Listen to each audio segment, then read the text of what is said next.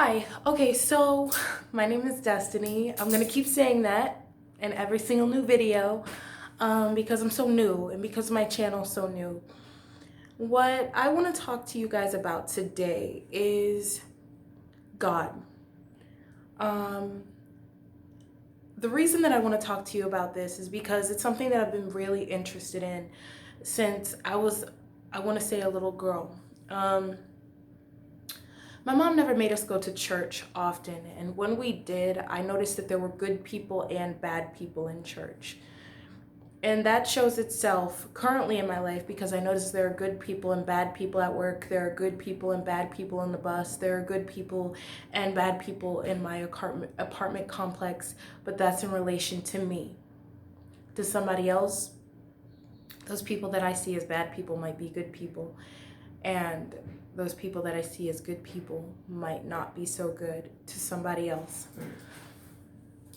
The reason that we're talking about God today is because I've noticed that we have segregated ourselves through religion.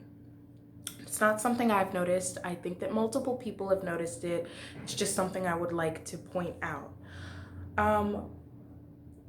A Christian is no different from a Hindu, is no different from an atheist, is no different from a scientist.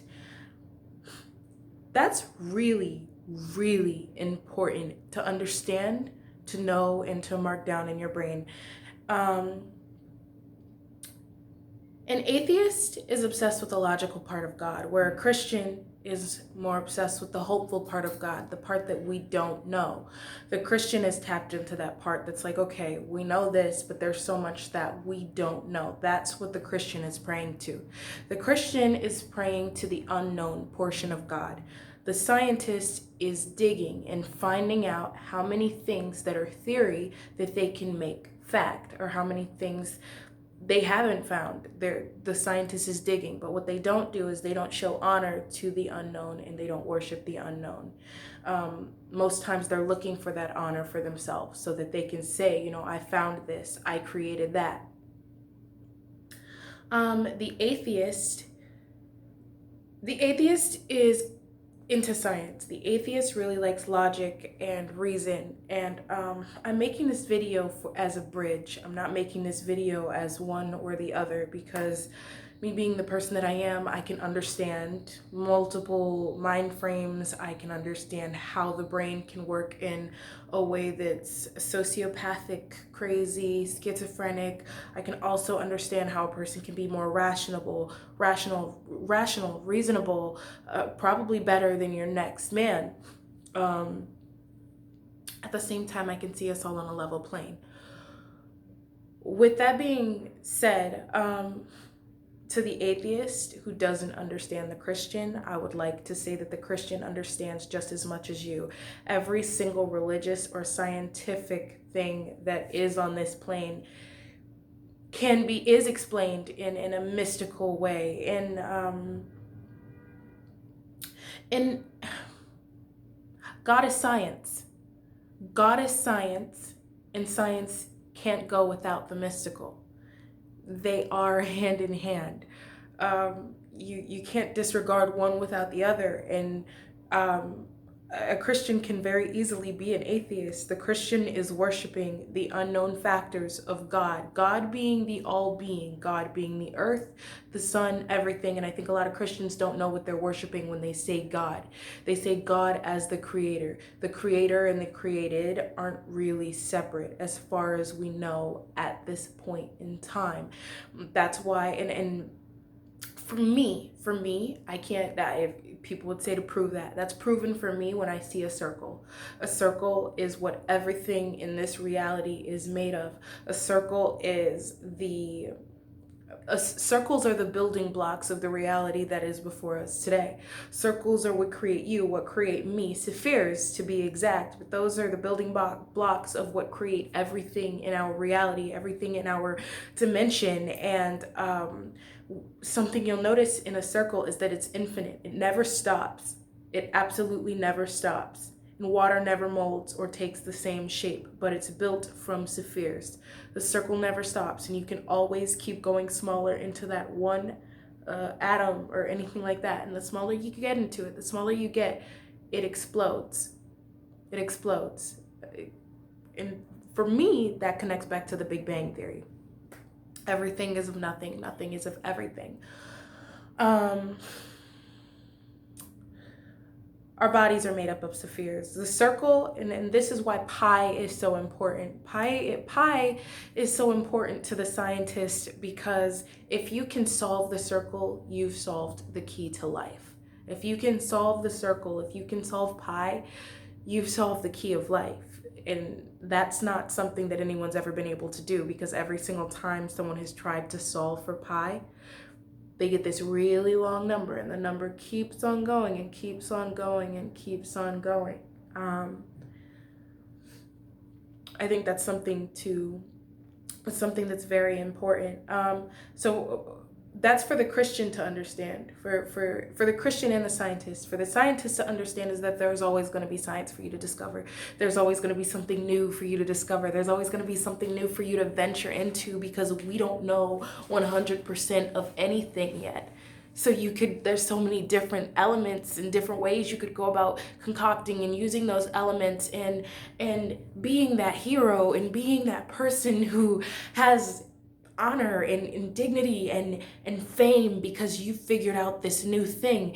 That's something that can happen for anybody, and Einstein is in everybody. And I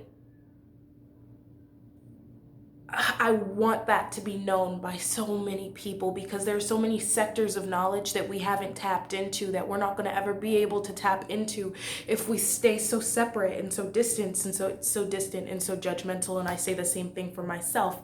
There's so many sectors of knowledge and things that I've learned from people that I would have not known. And to completely to push a group away is to push a group of knowledge away, and that's the part of you that you are never going to be able to unlock again, because you have deemed something not worthy of your time. That's not smart to do.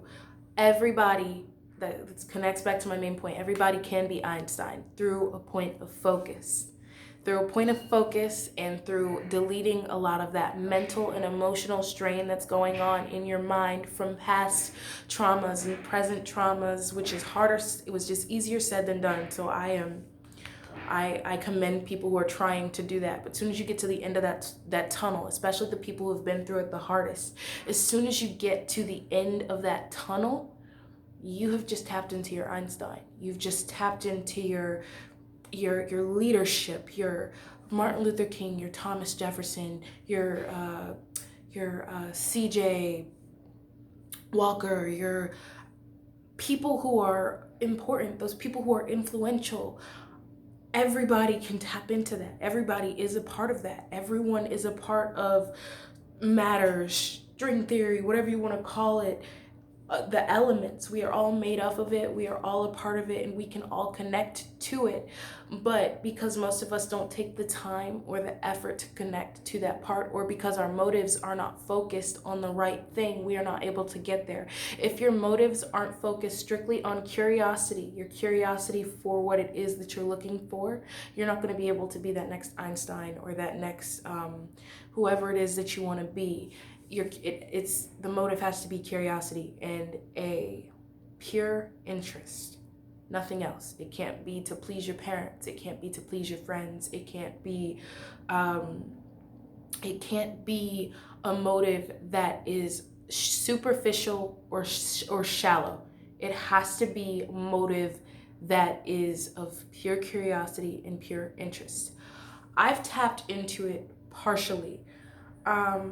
But not wholly. I've tapped into it partially, and I notice it with my paintings now. And that's because I haven't put as much focus or interest into it. But today was a really good day for me. And I noticed my pictures are starting to merge. And I'm not a practiced painter, so sometimes I get these moments where my hand just knows what it's doing. And it's fascinating. And I've never had a paint class, or I've never taken a paint class, and it's just something I did, but it was She told me not to do exactly what I did, and my pictures are coming out better now than they did before. She told me not to draw small pictures on it, and I'm doing that now. And my paintbrush, it just knows where to go. I can't describe it. Or let's say if I smoke a blunt, my senses are like heightened, and I spend a lot of time alone. I spend a lot of time alone. If I'm not sleeping or eating, I'm reading or writing or painting, going to work. And I love SpongeBob and Billy and Mandy. Mandy is an atheist. She's mad dope, but she's really cool, and I can appreciate her logic, because I can understand it. But I just want to say that you can connect to anything. Everything is available to us. I think that we're able to connect into anything. And I want to test this. I want to go further into it. But I do think that as humans, we're able to connect into anything we want to connect to. And that's been very fun for me and very challenging for me.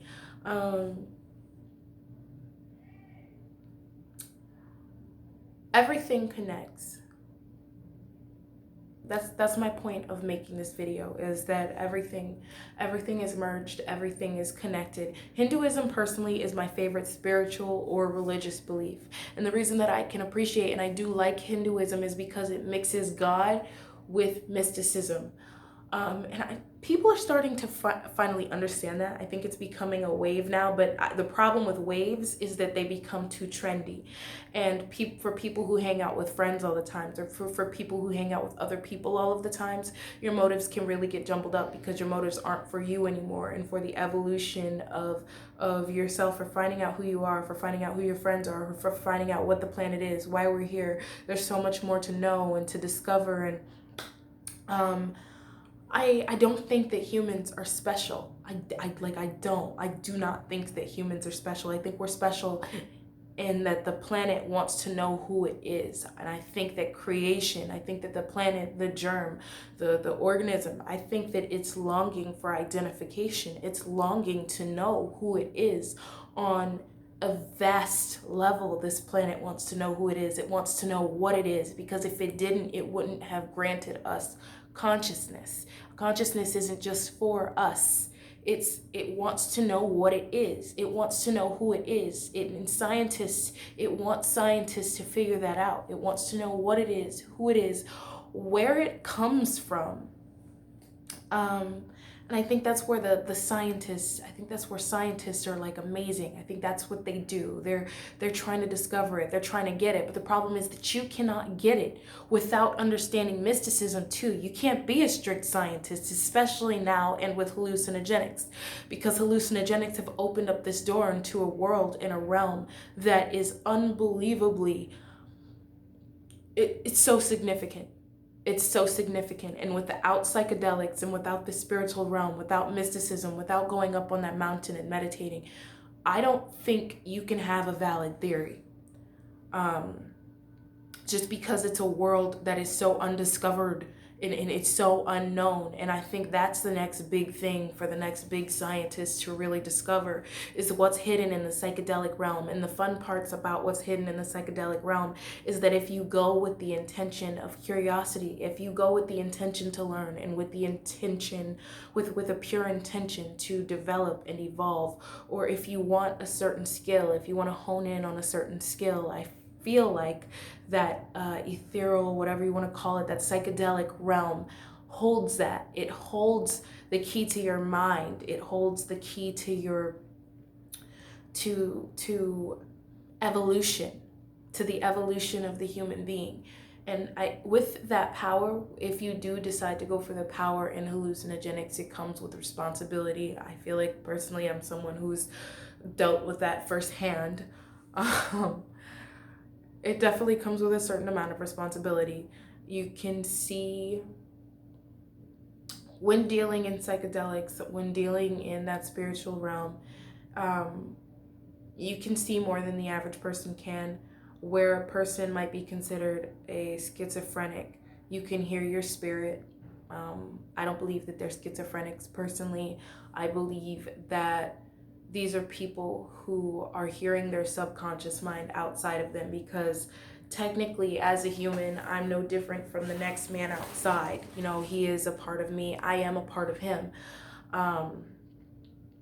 Because we're all here, because we're all living, and because we're all human. And in a physical realm, on a physical level, I'm separate from him. On a physical level, I'm separate from him. But in a metaphysical, mystical way, where people call it energy now. Energy is another highly untapped thing that I feel like if there is that next big scientist, energy is something amazing to look at.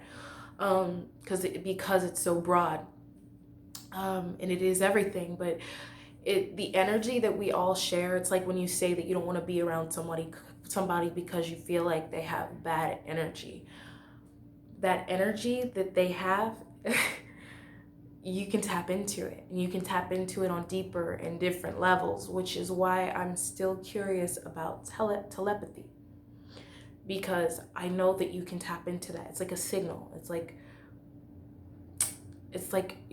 the brain is like a signal. And we work with signals all day. You get signals from people who don't like you in a broad level. Imagine if you could pick up on minute keys, minute tells that showed you things that people, I guess, normally didn't see. Like what somebody else was thinking, or what somebody else was, someone else would think about you if you told them your truth, you know? I don't know. It's weird.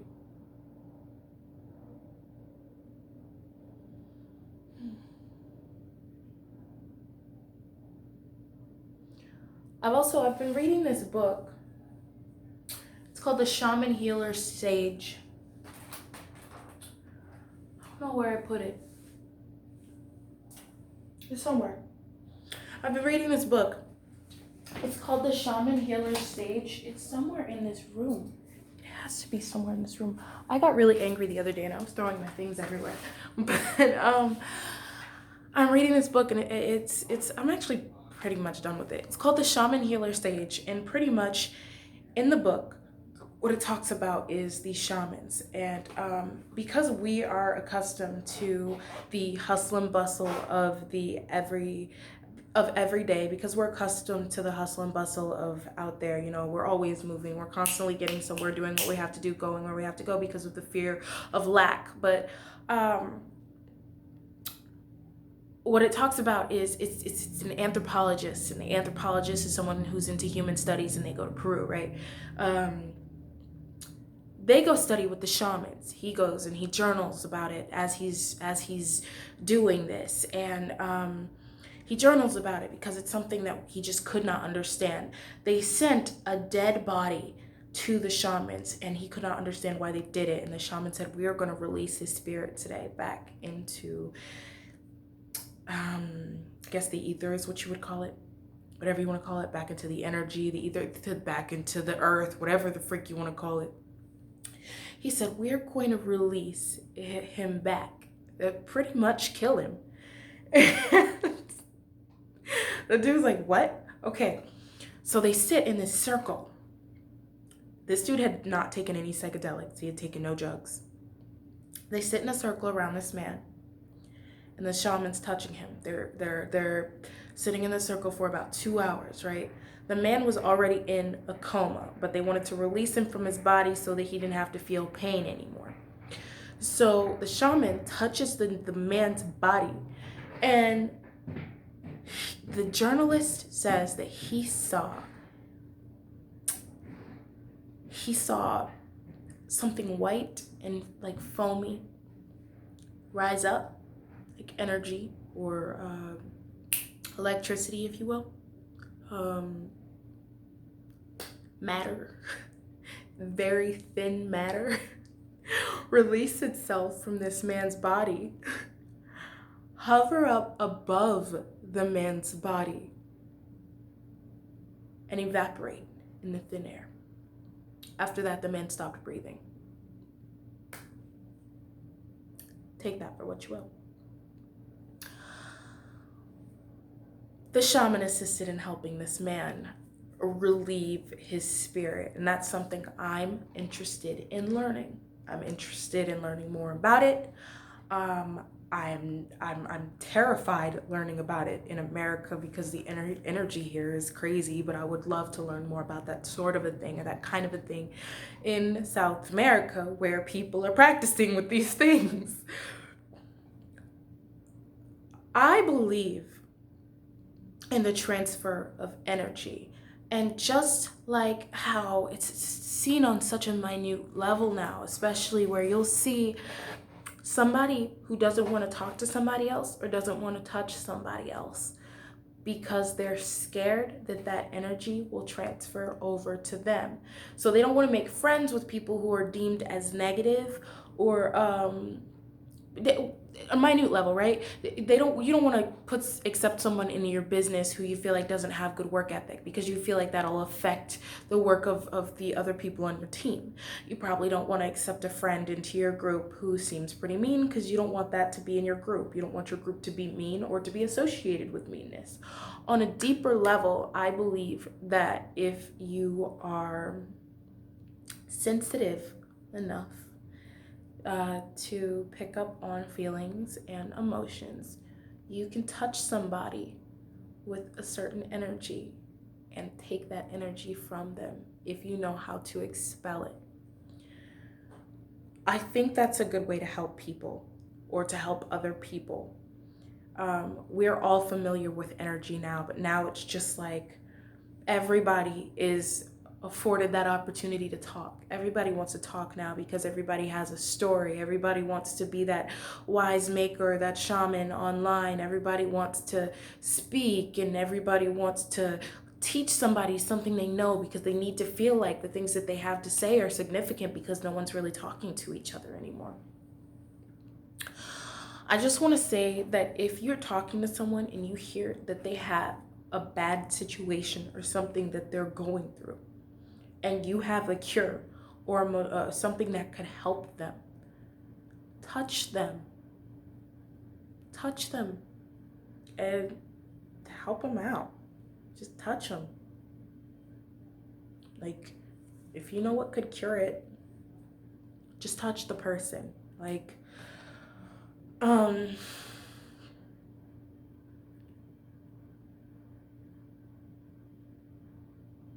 that can be seen on a big level. Like, I've been in situations where my energy was so bad that everybody around me felt it. In a club, actually. I don't know why I would have went to a club, but I was in a club and my energy was so bad that everybody around me felt it, and they didn't want to be around me. And I saw a big circle like pushed outside of me. It got so bad and so frantic to the point where the club shut down. And it was intense. It was like an intense wave that came over me.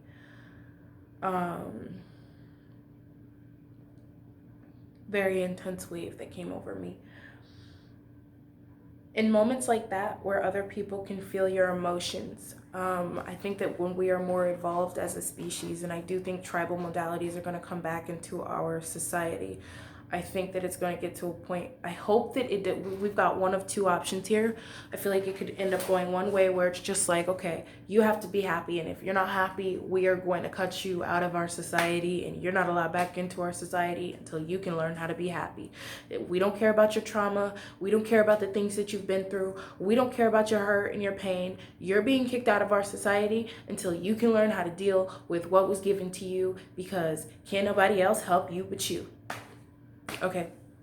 And then there's that other dimension where if we come together and realize that if they feel bad, we're never going to not be depressed, and it's going to keep etching into the happiness of other people's lives, it seems like. But, you know, who am I to judge? I'm just saying you need people to work the land, and people aren't going to be working if they're sad, and it's going to keep etching at everybody until it hits the top, and that's when people are going to try to find ways for people to be happy.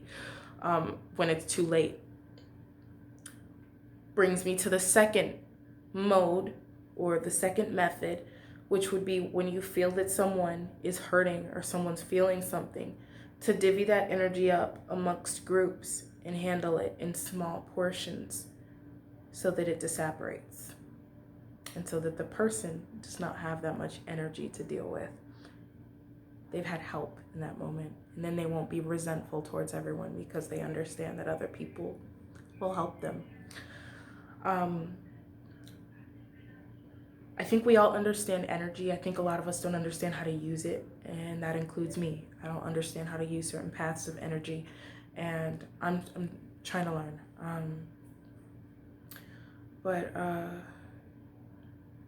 Yeah. I would really like to hone in on some of my natural gifts and expand on some of those. I would like to expand on my intensity. I would like to expand on my sexuality. I would like to expand on my ability to communicate with others on an energetic level and on a physical and spiritual level. And I would like to hone in on my ability to be more of a scholarly human being, to learn more effectively, better, and to retain more of the things that I learn, which is very possible, very doable.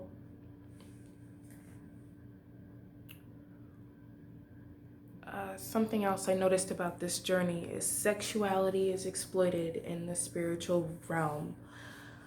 I didn't think it was, and you'll hear some people say that sexuality is natural to the human being. I believe that sexuality is natural to the human being, but I also, I believe that some people, I know what sex does. I know what sex can do, and I know that people can take energy through sexuality. I know that people can transfer energy through sexuality as well. That's when you feel closer to your wife or to your husband after you guys have just had sex. It can be transferred and it can be taken from you. That's the risk that I think anybody is taking with sex, whether you're married or not.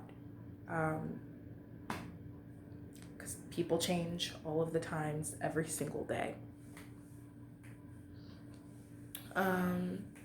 So as far as the whole exploitation of sex goes, for spiritual gain and attainment, rather than asking for what they want, they just take things.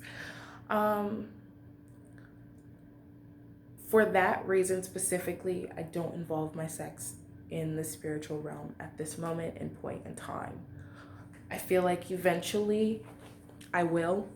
I feel like eventually sexuality and the spiritual, metaphysical, quantum world will merge with my sexuality, and sex will become a huge learning experience, and still pleasurable, but a very big learning experience. I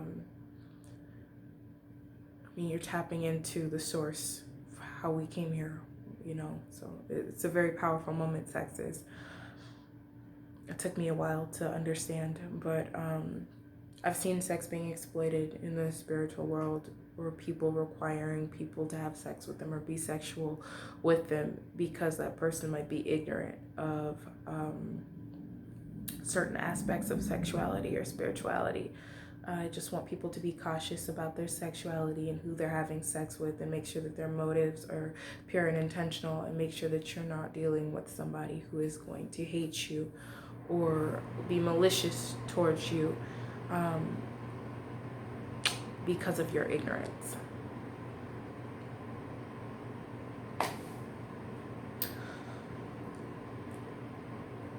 That's all I really have to say. I want to clarify on that a little bit later. These are new videos for me, so this is like something like a rant. So thank you for listening to my rant if you did. Point being, all of us are the same. Every single last one of us, as far as the human beings go, we're all the same. All of our religions are the same. All of our spiritual outlooks and aspects are the same. But we're actually going to have to be willing to look at that and to get to know each other a little bit better to understand that. There are certain things in Christianity that the next man will not like. And there are certain things in Hinduism that the next man will not like. But there are also certain things in Christianity that, you know, the next man will like, and there are certain things in Hinduism that the next man will like that are not in each other's book. There's they have different pieces of knowledge. Alice in Wonderland is different from Lion King, but you can learn different lessons from the two of them, and you can learn some of the same lessons from the two of them. Don't reject a piece of knowledge because you're unfamiliar with it, or because it's not a part of your culture. You have to be able to see something and to be able to recognize something before you can decide to agree or disagree, and that's where I agree with the atheists. We are all one, and there's so much discernment. You have to be able to give valid reasoning and factual evidence behind the things that you have to say before you put it out there, and we can't be so obsessed with being right to the point where we completely disregard things that are actually very valid, very useful, and very helpful. So we have to be able, and that's something that I pride myself in. I'm very able to admit when I'm wrong. Just admit when you're wrong. And I don't pride myself in it. I pride myself in it because it took me a long time to get to a point where it's like, okay, you know what? I'm wrong. Destiny's wrong. I understand that now. I can take a step back, look, and be like, okay, you know, I was wrong. It still feels a little weird. It's like, damn, I was wrong. But you know what? It's okay. Sometimes we're wrong, other times we're right. At the end of the day, there are so many different kinds of knowledge out there. We have to be able to discern between the things that work for us and between the things that don't work for us to gain that higher piece of knowledge, no matter what it is. Facts are the only thing that are stone solid. You can't mess with them. Philosophy and opinion is subjective, but you want to be open with those things to figure out what might work best for you.